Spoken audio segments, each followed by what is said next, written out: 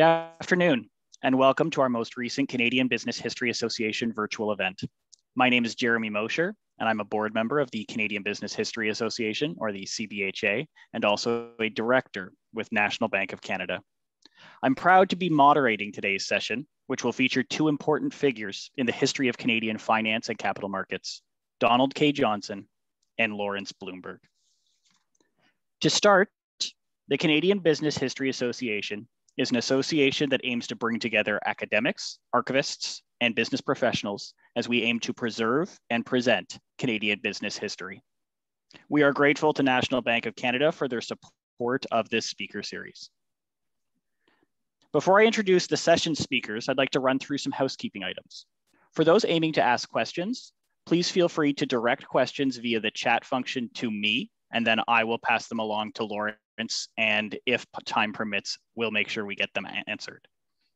Second, in terms of agenda, today Donald K. Johnson will offer a brief presentation that will be followed by a Q&A session led by Lawrence Bloomberg.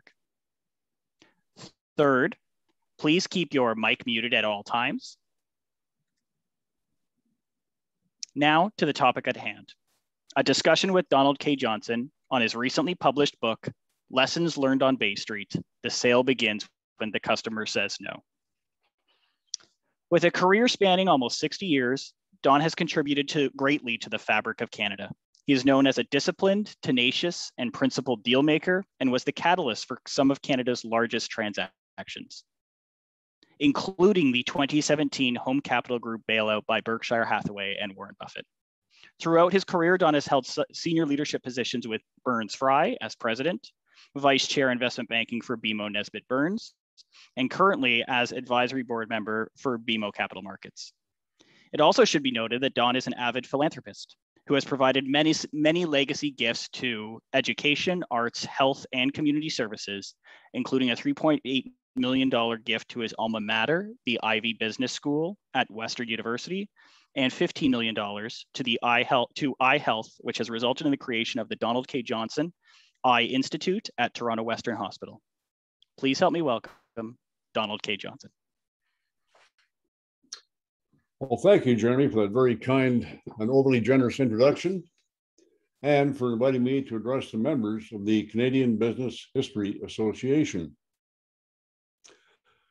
In writing my book, I reflected on what I've learned over my career, and to sum it up in one sentence, you can build a successful career and life when you focus with intention and purpose and the things that create impact that make a real difference in the lives of many. My hope is that you find some of my experiences helpful. My book is not really a memoir, it's a reflection on the lessons I have learned, and hopefully some of them will help you in building your career and creating the impact you want to make. Today's focus is on 3 of the 10 lessons from my book. Number 1, giving back. It's better to give it away with a warm hand than a cold hand. And don't forget to ask others to help as well. Number 2, building long-term relationships are key for achieving successes. Number 3, the CEO is the key to the success of any company. I'm passionate about helping others and creating an impact by giving back. This has been central in my career and my life. I learned this lesson in an interesting way. When I took over as president of Burns Fry in 1984, I decided to reach out to my role model in investment banking, which was Goldman Sachs. I started at the top and made a cold call to John Whitehead, who was co-CEO at the time. I was hoping to set up a meeting to hear more about Goldman's management philosophy and how it might help me in my new role. To my surprise, he took my call, and I asked if I could meet with him for 15 or 20 minutes at his office in New York. He agreed. 2 days later, I flew down to New York, and we ended up spending an hour and a half together.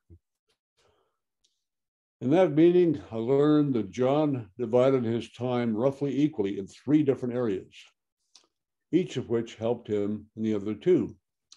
The 3 areas were, number 1, management, number 2, relationships with corporate and government clients, and number 3, serving on the boards of various charities. I was really curious about his 3rd focus, so I asked him how his charity work benefited the other 2 areas. He explained that it gave him the opportunity to meet with senior corporate executives who were also on the boards of charitable organizations. He also said that he learned a lot about management skills in his conversations with these executives, and that a number of these corporations ended up becoming clients of Goldman Sachs. That meeting triggered my interest in joining the board of 1 or more not-for-profit groups, and this has become a true focus and passion for me. Over the years, I've joined the board of 4 charitable organizations, and I'm proud of the work they have done to impact the lives of many Canadians. I strongly believe in the next generation business leaders are being formed in university classrooms, and I support my alma mater, the Ivey Business School of Western University in London. I was invited to join the Ivey Advisory Board in 1997, and in 2019, I helped to support the continuation of Ivey's downtown Toronto, making executive education more accessible to working executives with the opening of the Ivey Donald K. Johnson Center in First Canadian Place. My work with Ivey has been a distinct honor, and I deeply believe in supporting education. And I know it needs to be accessible for all. When my dear friend David Thompson passed away, he was a classmate of mine in the MBA class in 1963 at Western. He passed away last year. I knew the most fitting way to remember him was through the creation of a scholarship fund in his honor. This year, the first student will be awarded the $24,000 David Yoan Thompson Scholarship. I encourage you all to think about how you can help the next generation of business leaders to grow and contribute toward the history of Canadian business. I believe in supporting and contributing in a meaningful way. Think about what you can do for those who need your support. Like I always say, it's better to give it away with a warm hand than a cold hand. Another story that highlights the importance of creating a solid network that results in deep and meaningful impact started with a fundraising campaign I was leading. It began in 1993 when Jim Pitblato, who was chair of the National Ballet Company, and Karen Kane, the artistic director, invited me to join the board. 2 years later, in 1995, they asked me to chair a fundraising campaign to build a new home for the company on Queens Quay in Toronto. I agreed and immediately placed a call to a friend of mine in New York who was actively involved in fundraising for the Harvard Business School. I asked him for his advice, and his response was, focus on people who love ballet and get them to give stock. That conversation led me to the discovery that in Canada, at that time, when you donated stock to a charity, you were deemed to have sold it, which triggered a capital gains tax. That tax offset much of the benefit of the charitable donation tax receipt, which meant that no one gave stock to charities in Canada at that time. By contrast, the United States had for decades exempted from capital gains tax donations of appreciated capital assets, including listed securities, private company shares, and real estate. So that began our advocacy campaign to convince our government to adopt the same treatment as the Americans for donations of listed securities to charities. As a board member of the National Ballet, I testified before the House Commons Standing Committee on Finance in its pre-budget consultation hearings in the fall of 1995. Unfortunately, the committee's members had little interest in ballet. They were focused on healthcare, education, and social services.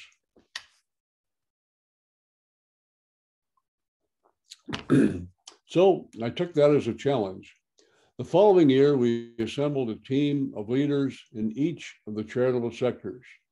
We arranged for Rob Pritchard, President, University of Toronto, Education; Jim Pitblado, Chair of Toronto Sick Kids Hospital, Healthcare; Robin Cardozo, Chief Executive, United Way of Canada, Social Services; and Hal Jackman, the Chair of Business and the Arts, to join me at the pre-budget hearings.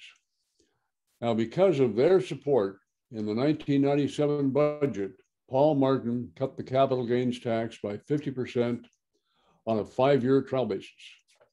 We continued to lobby every year, and in 2006, Jim Flaherty removed the rest of the capital gains tax and charitable donations of listed securities.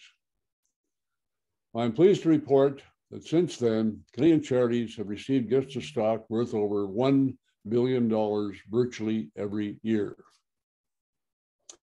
While I haven't stopped, we are actively working to persuade the government to remove the capital gains tax on donations of private company shares of real estate, as is also the case in the United States. We've been advocating this for change for more than 10 years, and we were disappointed, but not surprised, that the measure was not in the 2021 budget. However, we will never, ever give up. We will continue to lobby the government until it is included in the next budget. When you create a strong and committed network of passionate individuals, you can create exponential impact. The work I've done in charities built a lot of relationships and achieved impactful outcomes. Similarly, this is what I've done in my professional career. Investment banking is really about building long-term relationships and bringing opportunities that meet the goals of all involved. So here's what I've learned when I had the opportunity to work with some of the largest investment banking deals in Canadian history. If you don't have a relationship yet, start at the top. Call the CEO. He might just take your call. I did this with Goldman Sachs and learned a lot about their business. I also did this with Sun Company in 1994 as I was building my investment banking portfolio as vice chairman of BMO Capital Markets. Again, the CEO took my call. I knew the key to build mutual trust, respect, and confidence. We began talking about his business and how we might work together.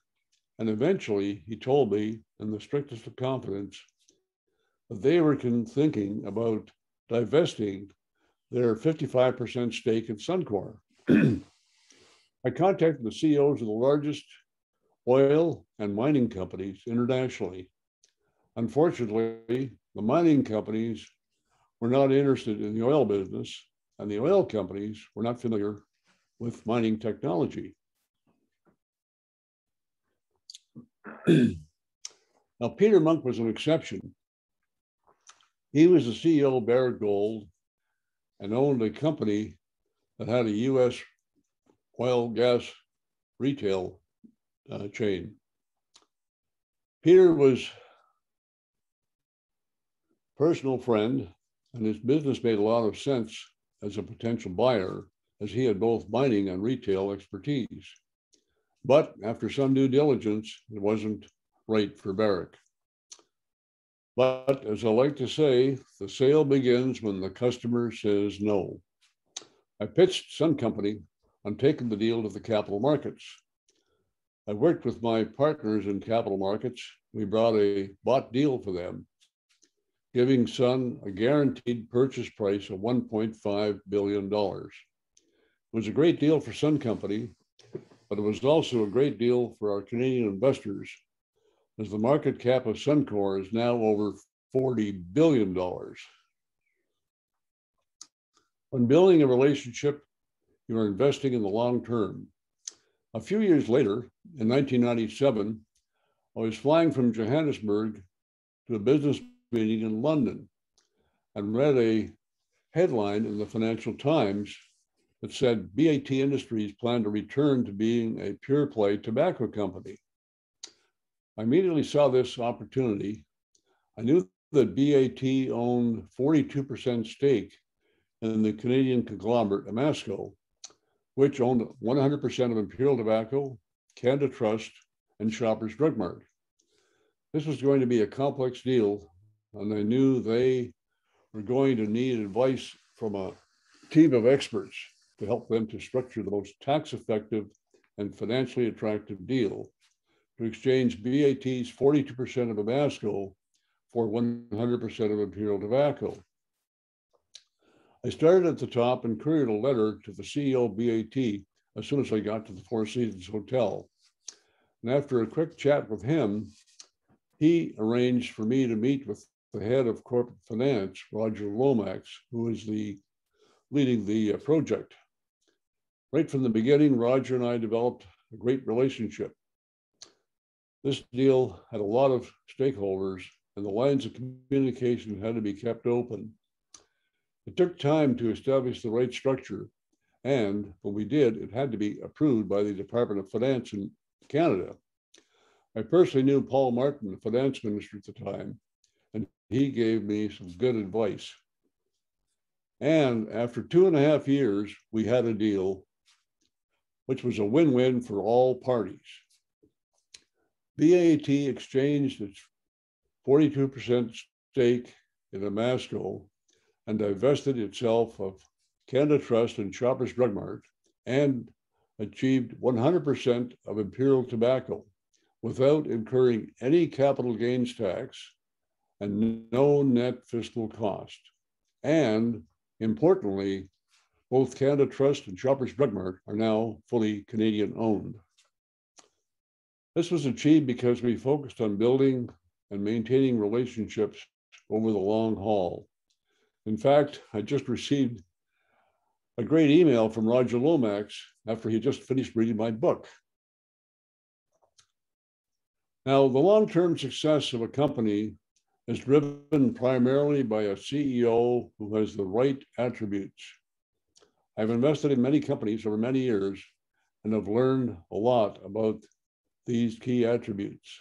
They include unquestioned integrity, a clear long-term vision for the future of the company, the ability to attract and build a strong management team, and last but not least, a strong desire to succeed, which requires a willingness to commit a great amount of time and energy to make the company a great success. I learned a lot about the importance of the role of a CEO through my investment in GoEasy and its predecessor companies over the past 34 years. I first invested in a company called Renttown in 1987, which was in the rent-to-own business and was founded by my nephew. In 1990, the company went bankrupt. 2 years later, he restarted a company in the same business called RTO Enterprises. And because he was my nephew, I became a major shareholder. In 2000, the company was approaching insolvency. So I took over as chairman, changed the board of directors. We appointed an interim CEO. The fact is, you learn a lot more from your mistakes than from your successes. That's certainly been my experience.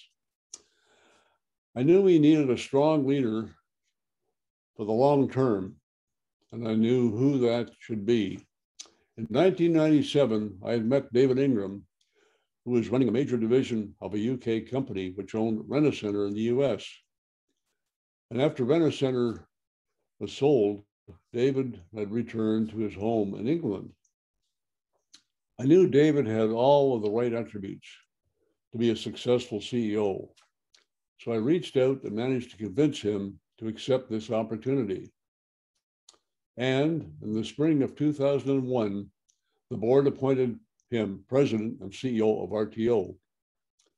I felt very fortunate to have him lead the company. For 18 years, David headed what is now called Go Easy, and he created Easy Financial, which is the growth engine of the company. In the business and investment aspects of my life, I've learned more lessons from my experience with Go Easy on the predecessor companies than any other experience. And equally importantly, it's far and away the best investment I have ever made. When David became CEO of RTO in 2001, the market cap of the company was $10 million. Today, it is over $2.4 billion. And of the 26 financial services companies listed on the TSX, Go Easy has provided the #1 shareholder return over 20 years, amounting to a 17,000% return.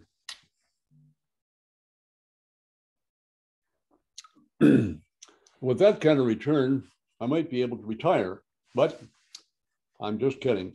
I'm never going to retire. Relationships take work. So remember, relationships are built one communication at a time. As you build your relationships, choose to start at the top with senior executives. And be prepared to be in it for the long term and bring respect and integrity to everything you do. So if I could leave you with one thing, I want to remind you that you can build a successful career and a successful life when you focus with intention and purpose on the things that create impact and make a real difference in the lives of many. Your life and the career you choose to build are up to you. So I ask you, what impact are you creating on Canadian business now? Thank you. And I can assure you the best is yet to come. Over to you, Jeremy. Thanks so much, Don. At this time, I'd like to introduce Lawrence Bloomberg, who will lead the Q&A portion of the session. Lawrence Bloomberg began his career with Nesbitt Thompson and Company in 1965, joining Pitfield McKay Ross and Company in 1974, and holding executive positions with both firms. An avid long-distance runner, in 1979, he founded Marathon Securities, First Marathon Inc. The company was among the most profitable investment banks in Canada for many years and was acquired by National Bank of Canada in 1999, following which it was merged with NBF's brokerage arm to create National Bank Financial, which Mr. Bloomberg served as co-chairman and co-CEO of. His leadership and the formative development of Canadian business includes serving as a member of the Canadian Council of Chief Executives, the C.D. Howe Institute, the Investment Dealers Association, and as a director of the Toronto Stock Exchange. Philanthropically, Lawrence is a founder and past director of the Mars Discovery District, past chair of Mount Sinai Hospital, former director of the Royal Ontario Museum, and the Toronto International Film Festival. Furthermore, gifts from Lawrence have contributed to the Lawrence S. Bloomberg Faculty of Nursing at the University of Toronto and the Francis Bloomberg Center for Women's and Infants Health at Mount Sinai Hospital. Please welcome Lawrence Bloomberg. Well, thank you very much for that introduction. Don, I've enjoyed listening to your talk, and I must say I'm very pleased to be here today to participate in this conversation and help spread some of the lessons that you've described in your book, which I must tell you I've really enjoyed. So I have some questions here. So I'm going to start and go through a few of them, Don. So the first one involves Warren Buffett, and you brought in Warren Buffett to help save home capital a few years ago. I wonder if you can tell us how that came about, adding some color would be really, really, really interesting to everybody on the call.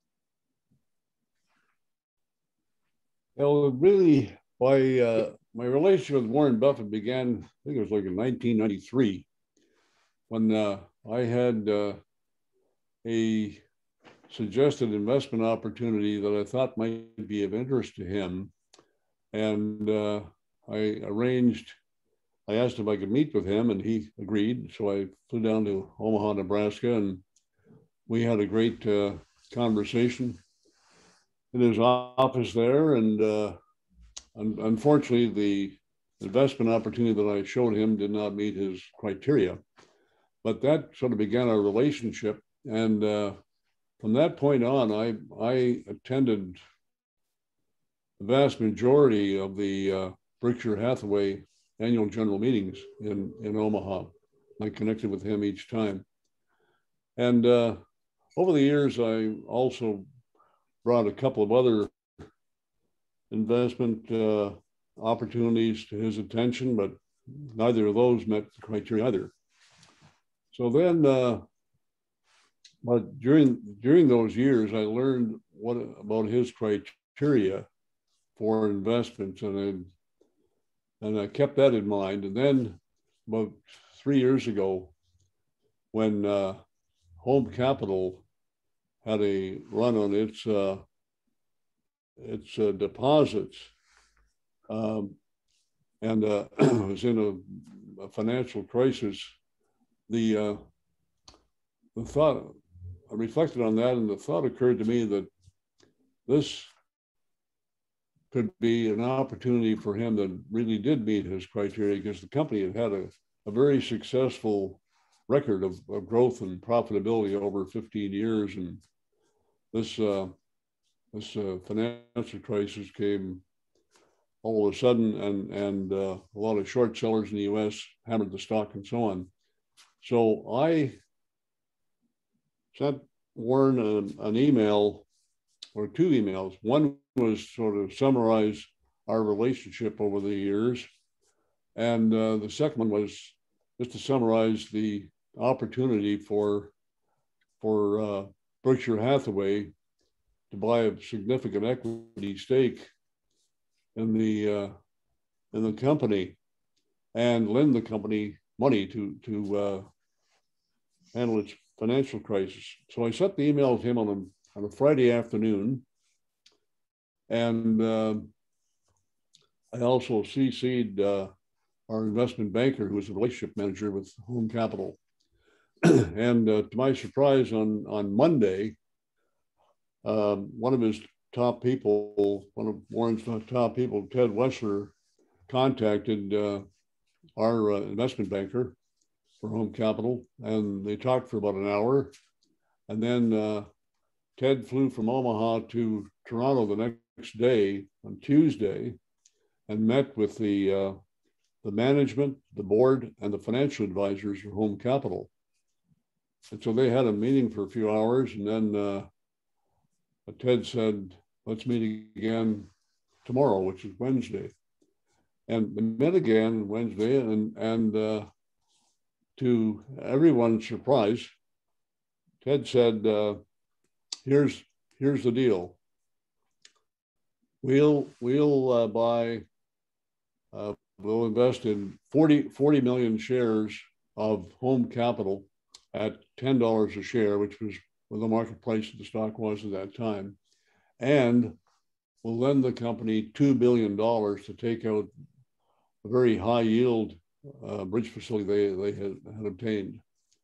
And most importantly, no due diligence. The fact there was no due diligence was really a surprise to everyone. So they met the next day and accepted Berkshire Hathaway's offer.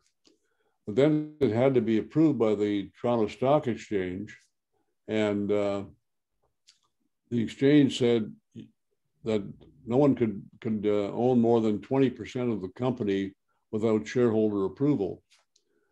And so they then invested 20 million shares at $10 a share, $200 million, and loaned the company $2 billion. And then the company called had a shareholder meeting in this was in June. They had a meeting in September to approve the second.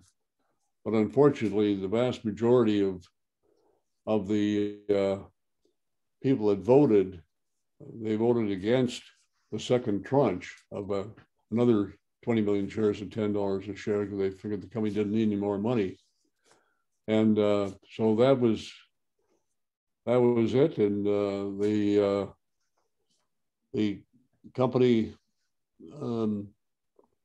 went back to its growth roots, and it's been very successful. I think the stock now is around $35 a share. And unfortunately, because it was such a small investment, Berkshire Hathaway did not continue with its share ownership. If they had owned 40% of the company, they would have continued on forever, which would have been a good thing. But so they cashed in, I think, around $25 a share. So it was a good investment for Berkshire Hathaway, but it was really good not only for Home Capital, but also if Home Capital had not survived, then it could have been a real crisis in the whole Canadian finance industry. So that's my Cole's Note summary of the Warren Buffett investment. Well, I think it was brilliant, Don. I don't know anybody else in Canada who would have had the guts to pick up the phone and call Warren Buffett. I know you worked on the relationship for many years, but it's truly something that's very, very special. And I'm sure you're very proud of it. You've been at BMO Burns for 57 years, which is also truly unusual. What kept you there? Did you ever think of leaving? Actually, I don't know anyone who's worked at one company for 57 years. So I'd love to hear what you comment on this.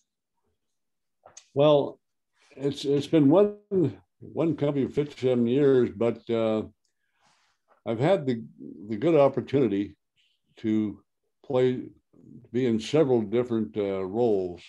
So I had career changes throughout those years.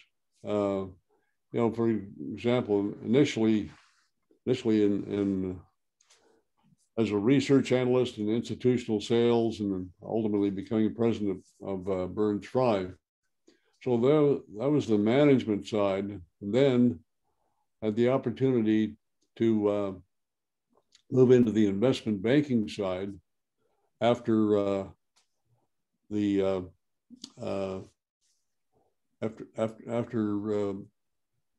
Security Pacific had bought Burns Fry in 1988, I think it was. I joined Security Pacific as the head of their global investment banking businesses. So that was another career. And then when Security Pacific got into financial difficulty and was bailed out by Bank of America back in 1990 or 91, I returned to Burns Fry. I'd never moved offices, but I returned to Burns Fry as vice chairman and was not in management. I started the investment banking career, which was like a whole new career for me, which I really enjoyed. And as I mentioned in my remarks, I also got involved in the philanthropic sector, joining the boards of those not-for-profit organizations, and that was like another career for me. So while it was one company over the past 57 years, I've had the good opportunity to be and have several different careers in the same company. And so I'm very, very happy that I have it. And I'm very, very pleased and appreciative that BMO has provided me the opportunity to still have an office down at 302 Bay Street and a full-time assistant. Did you ever think of leaving? No, I never did. No. I've been approached by a few companies, but I was really happy what I was doing at the time and did not consider leaving. Okay. So let's just change topics a little bit. You're known for a guy that works out and leads a good lifestyle. You're healthy. I wonder if you'd comment on the importance of lifestyle to being successful in business. Well, I think health is our number one priority. I always, when people ask me about my priorities, it's health, family, and friends. But health is number one. Like if you're not in good health, you can't achieve anything, and you're not able to support your family and your friends. So I learned over the years that the importance of exercise and diet and sleep and stress management, and it requires a lot of discipline to focus on those key things. And the one that most people don't appreciate is the importance of dealing with stress. And stress, we all lead very stressful lives and it's all very challenging. And but stress really weakens your immune system and makes you more susceptible to illness and anxiety and depression. And I many years, over 50 years ago, I started a practice of relaxation exercise called transcendental meditation, which I've been doing for over the past 50 years, twice a day, in the morning before breakfast and in the evening before dinner, and puts you in a really deep state of relaxation, which strengthens your immune system and makes you keeps you in better health. So those are factors. And I guess when I read a book called Sleep Thieves a few years ago, when you turn your clocks forward to daylight saving time each spring, move your clock forward by an hour, that the experience has been that the rate of traffic accidents the morning after you turn your clock forward by an hour, people get 1 hour less sleep. The rate of traffic accidents goes up 8 or 9% every year. And it's because the drivers are getting 1 hour less sleep. They can't think as clearly. They get distracted and don't pay as much attention to the cars coming to them or behind them. And so that really registered with me, and that the importance of getting enough sleep. So I adopted my new mantra a few years ago called HBN, which is horizontal by 9. Well, that's a very good one. You and I have led similar lives in terms of staying in shape. And I agree with you. I couldn't have done the things that I've done without a very active exercise program. I never got onto the meditation, but I don't know how people don't stay in shape and realize how much it can help them be successful. Don, in your book, you describe in the last chapter a difficult year for yourself. There was personal tragedy. there was the pandemic. I wonder what your thoughts would be on how you coped with all of that. Well, I always like to focus on the positive things, not the negative things. And I found there have been some silver linings as a result of COVID-19. While I unfortunately lost my darling wife last August, one of the silver linings was the fact that because of COVID-19, I was home every day, all day, and Anna and I would have breakfast, lunch, and dinner together. I'd be home every day, all day. And so we had more time together last summer than we've had in the previous 37 years. So that was one silver lining. Another was, which actually gets, I'm actually in better health now than I was a year and a half ago when COVID-19 began. And the reason is I still have this disciplined exercise routine because I have a home gym. I do take Pilates classes twice a week, and I also go to a clinic called Healthy Habits once a week. So I've been doing the same exercise that I did previously before the pandemic struck. But now, in addition to that, I go for a walk, a 30-minute walk every morning, first thing, 7 days a week. So I'm getting more exercise. Secondly, I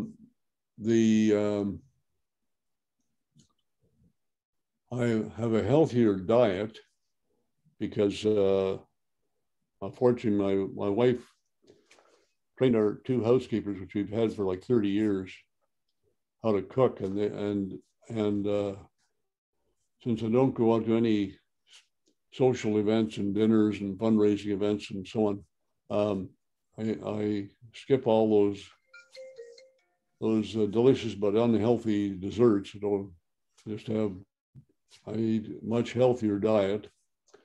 And the third thing was that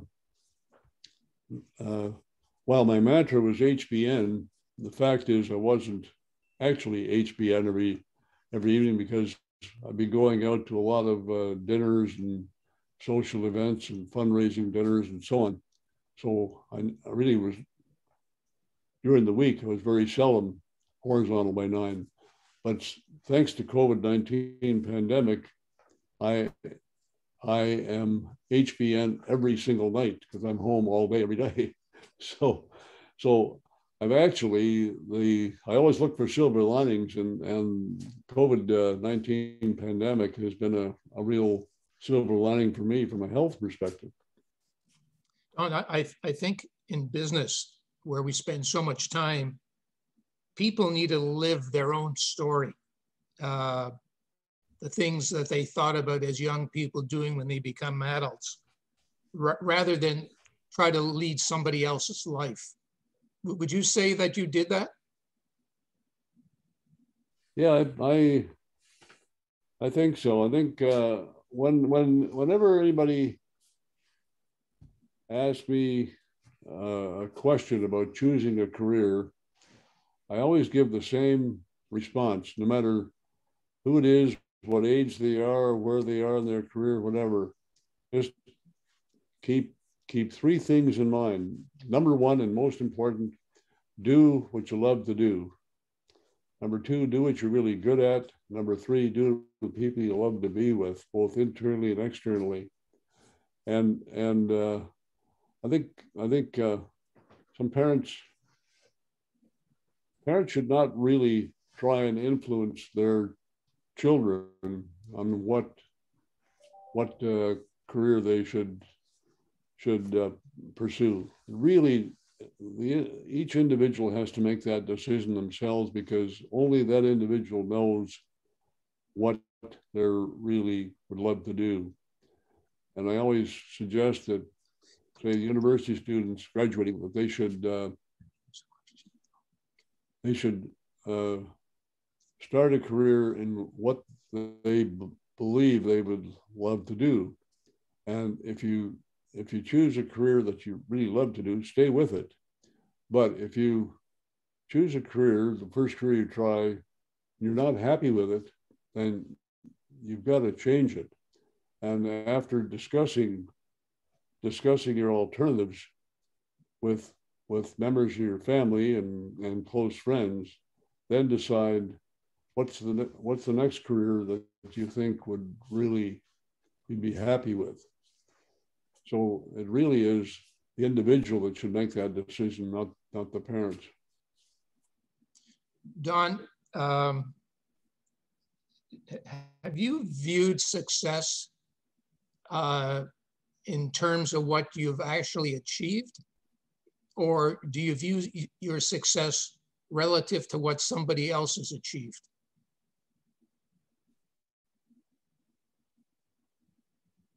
I guess just whatever. I don't compare myself with other people. I'm very happy and fortunate with whatever success I've had to date. I think that's the right answer. I think people have to be happy being in their own skin rather than trying to be in somebody else's skin. Yep, right. So you're turning 86 soon. Are you thinking of retiring? Are you thinking of playing more golf? Do you still have a to-do list? Well, in answer to your three questions, I am not thinking of retiring. I think it's really important to keep active both mentally and physically. That's really important, and I would never want to retire and just go play golf, because you go downhill very quickly. So no intention of retiring. And what was the second question? Well, it sort of dealt with the same issue here. You're 86. Do you have a to-do list still? I certainly do. Well, I'm still on 6 boards, 4 not-for-profit and 2 for-profit, but only one of the 2 is making a profit. Right. Don, do you think young people today are more or less motivated than when you started in business? And do you think it's harder today for young people to be successful? I don't think so. Well, I mean, I think we were very fortunate to be in the investment banking business when we were. No question about that, especially in the early stages when we were with partnership firms and had a partnership culture, and it's much more challenging these days. So I think both of us were very fortunate to be starting in the investment banking and brokerage business when we did, because we had great opportunities. I think it is more challenging today. Right. I mean, in your book, you talk about being a good investor, and you certainly bagged a big one there. Do you have a portfolio today? Are you heavily into equities? You have money that you have to protect. What are you doing with it? Well, I've had the good fortune of having a significant investment in Go Easy from the beginning, from from the time it was RTO Enterprises. And that's, I don't have I don't really have any other material investments. I have a few others in the investment portfolio companies I've owned for a number of times, but always he's been my main investment, and I've been very well. Many friends of mine have recommended over the years that I should sell a chunk of the stock and diversify, but I have declined their suggestion each time, fortunately, and I don't plan to make any new investments or diversify my portfolio. I'd rather focus on providing a chunk to my kids, but the real focus is on giving it away with a warm hand than a cold hand. I like that expression a lot. It's a very good one.